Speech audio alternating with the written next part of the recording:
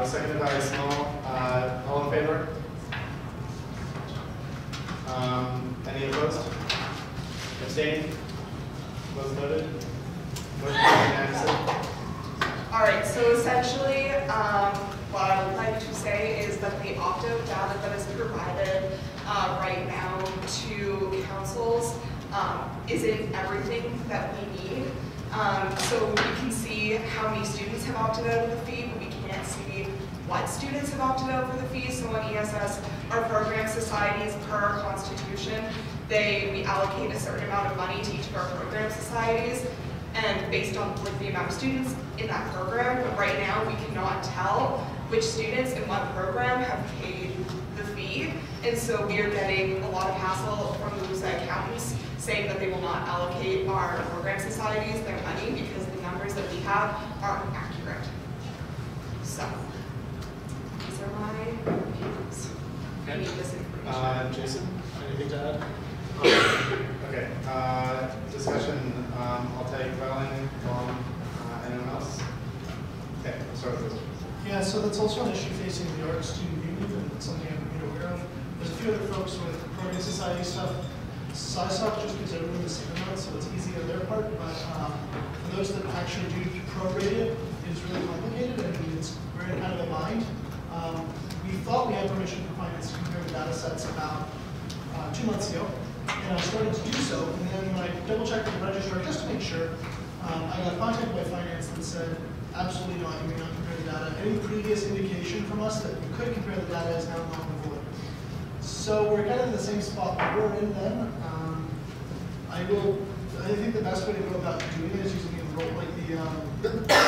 available enrollment data from IAP and just multiplying the paid fee rate times those enrollment data, and that at least gives you an approximation.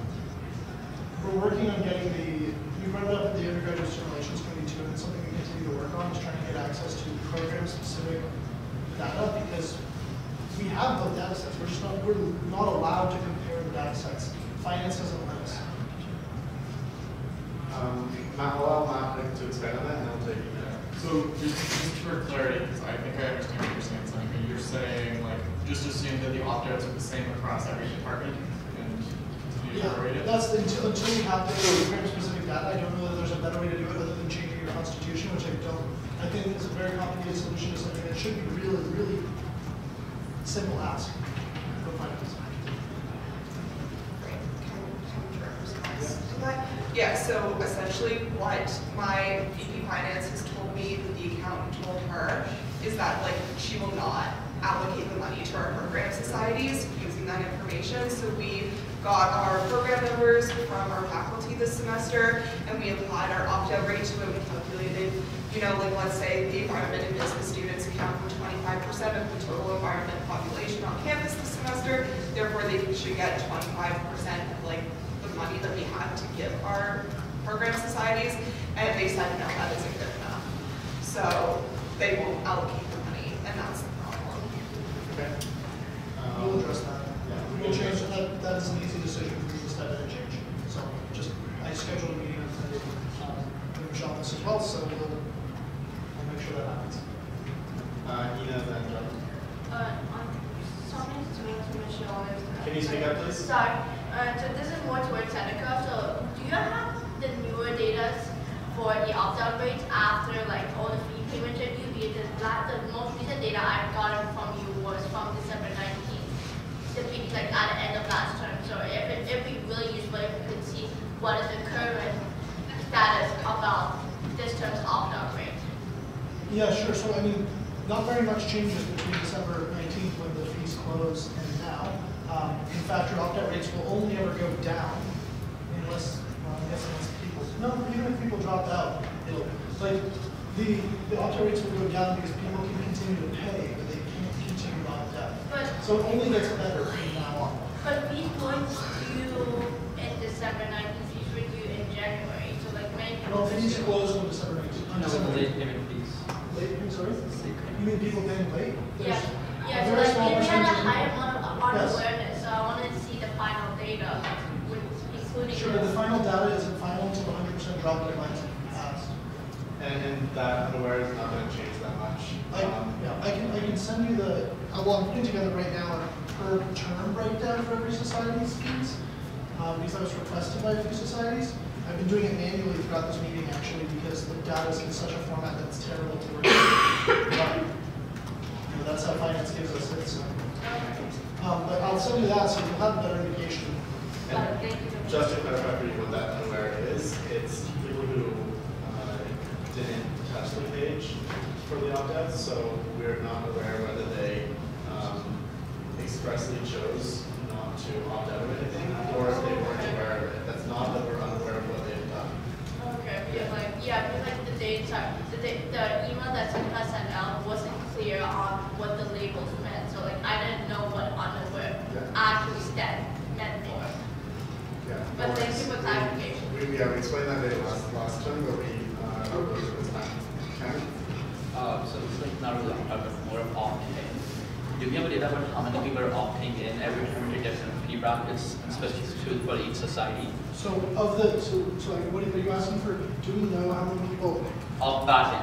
opt back? Yeah. I mean, it's marginal. I think Engineering Society owed us $9 this term for opt-ins, which amounted to what, something like 15 options? I forget how many exactly. I sent you the Yeah, we reconcile. saw, we didn't have a ton, because we were still trying it out, but I know ASOC is a ton of opt-ins this And term. that was including tax. Yeah, So so we owed you $9. 9 divided by 1.13, and then, so it was $7 before that, and that represents 0.05, so that's actually 1.95. So engineering had like 15, 16 opt-ins. And not only for society, even our event fees and stuff like that. So like we know the entire. Oh yeah, we know those. Can They you were, send that? they were sent in the budget package For this term? for the, no, for the full term. Oh, that's this term. Well, we reconcile at the end of the term. So, Okay. like, I can send you the end of fall terms, and I can send you the beginning of fall terms. Okay, which that are would be budget. good, yeah. Okay. But Ellen? I guess my question, I guess the question for Seneca is, I guess, I know you've struggled a lot getting the data from finance and letting them consolidate the lists.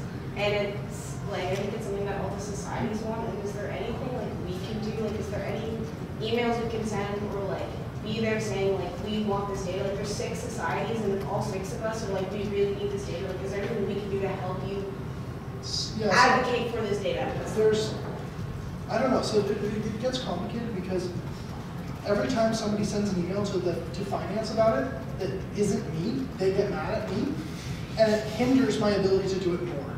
Which is why I asked engineering to stop, I asked environment to stop, I asked ASU to stop. But I think, like, I know, I understand. No, I understand the request, 100%. I just mean, to giving perspective of what the flip side of some of that does look like. Because I believe 100%, I would love help on it. Like, is there anything we can provide you with, like the reasons why it would be really beneficial to students for us to have this data? Like, We provide, so I mean, if you guys have reasons that, like, we've provided an exhaustive, what I think is an exhaustive list of reasons that would probably be everything that would include stuff you guys would probably put on that same list, because it's very similar for us. I've made it clear time and time again, I will continue to reach out. I was sending about an email a week over the fall term, and I will go back to doubling that, and double that rate. And don't mind finance getting emails from me, sure, whatever. But it's, I think they have a lot of, they have 2 major ongoing projects. So I think what it really is that we're a very small fish. That is a very costly project to do. Is to amend the page, the fee data page to give us the academic program level is a costly change from a staff perspective. Because they have to spend time on it. And to do that would be problematic because if they have to spend money on something that's very small price, then they're not spending time and energy and money on tuition calc changes. They're not spending money on recalibrating tuition so that co-op internationals get paid the right amount. And so for them, it's like we're small dollar amounts, so why does it matter? And it's not a good way to look at it. And I'll continue, like, I kind of reached wit's end with it at the beginning of January, so I brought it up to the Undergraduate Student Relations Committee, and I intend to bring it up there again on the February meeting. We're asking Michael to call a special meeting of that committee so that we can talk more about it. But yeah, it is really frustrating. Like, from your guys' end, I mean, like, I don't know, maybe a signed letter saying we want this would be useful, but me saying you guys say that is, I think, has the same weight as you guys saying it. So it's challenging. It's a challenging position for me to be in because I don't know what you guys could do. Like, you guys are doing everything you can do to help me, and having patience is kind of tough. Like, because it's me pulling my hair out over it, and I don't know a good solution. So We appreciate you doing the effort. I'll try to get it more. Sharma then Juan. So, like just earlier, you were saying that you did have the data, so they just give you permission to actually compare them. And now you're kind of saying you do not have access to data because it will cost them a lot of money to give us that data.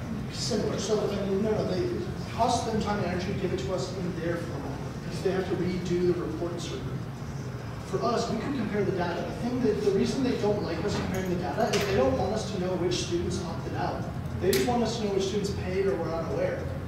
Because if we know which students opted out, then we also know, like, the way they view it is that if a student opts out of the engineering society, they're no longer an engineering society member, which I conveyed to them. I may have told them that that's not how that works.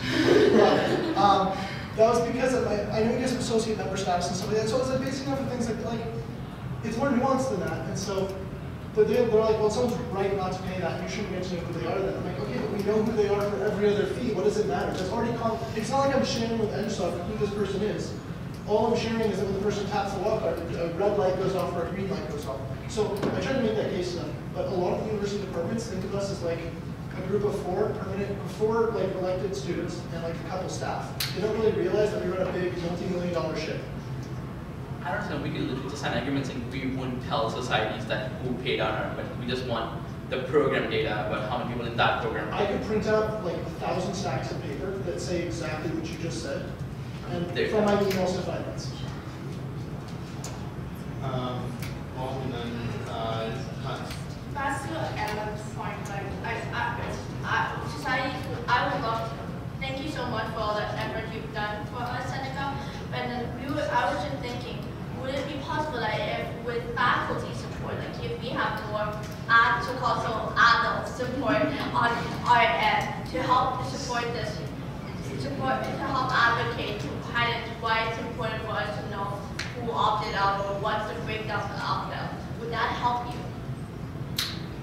Potentially.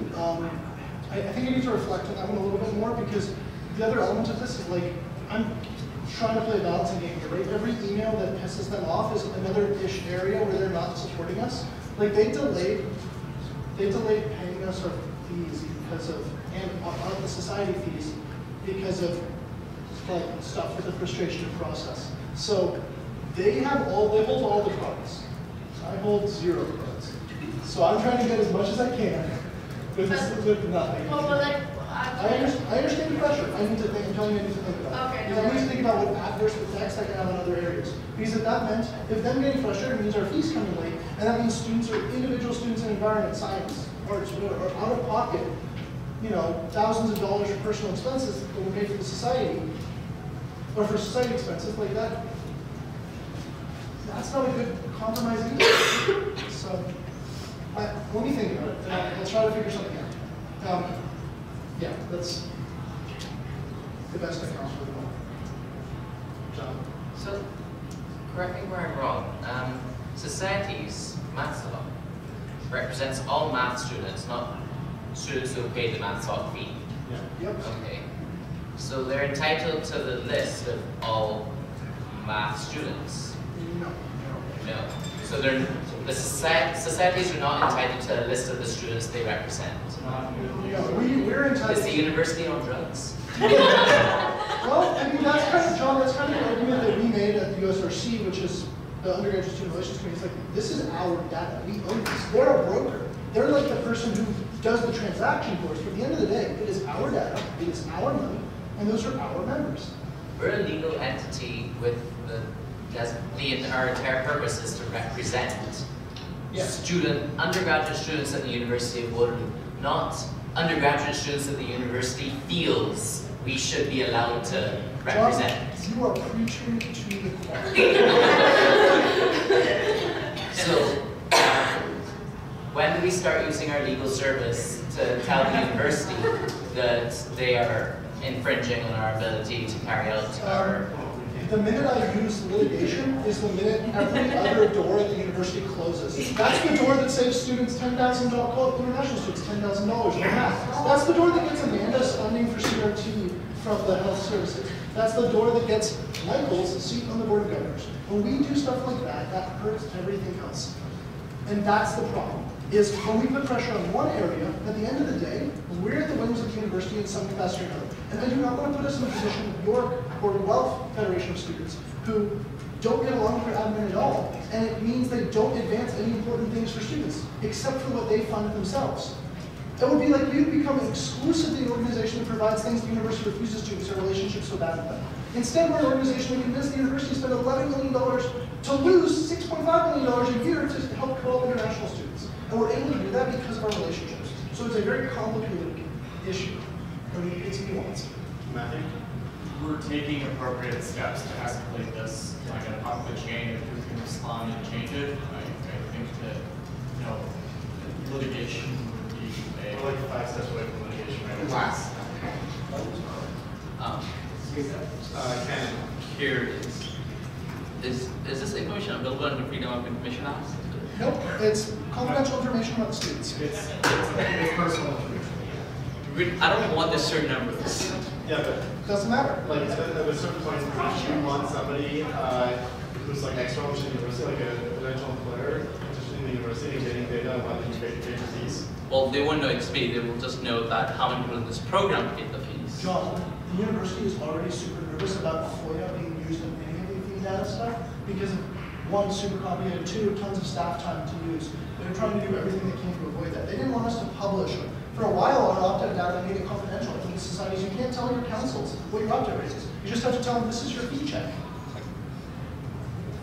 And the reason I had to do that was because until that point, they had said, we don't want anything that will remotely get us a FOIA. Now, if we're the ones that FOIA it, that's also like relationship killer. But it's a random student doing it, not you as who said it. It doesn't matter. Like that's time they're not spending on something else that might be more important. Like as bad as this sounds, I get where they're coming from, and I hate them for the fact that I get them.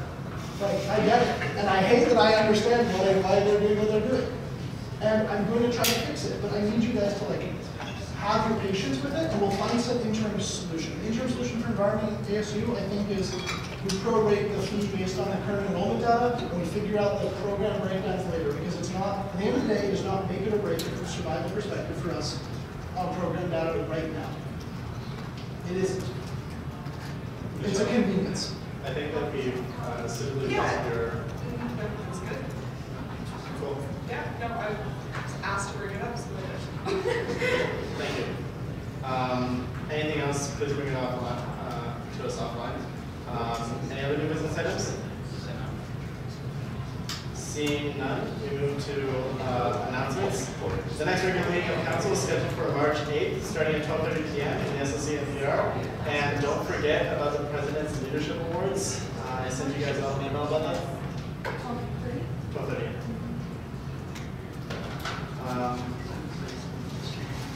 Any other announcements? Board of Directors applications are probably going to open on Tuesday. Please tell your constituents about it. Yes, Give it all names. Yes, we have somebody. Yeah. All right. We meet our adjournment time at 8 minutes.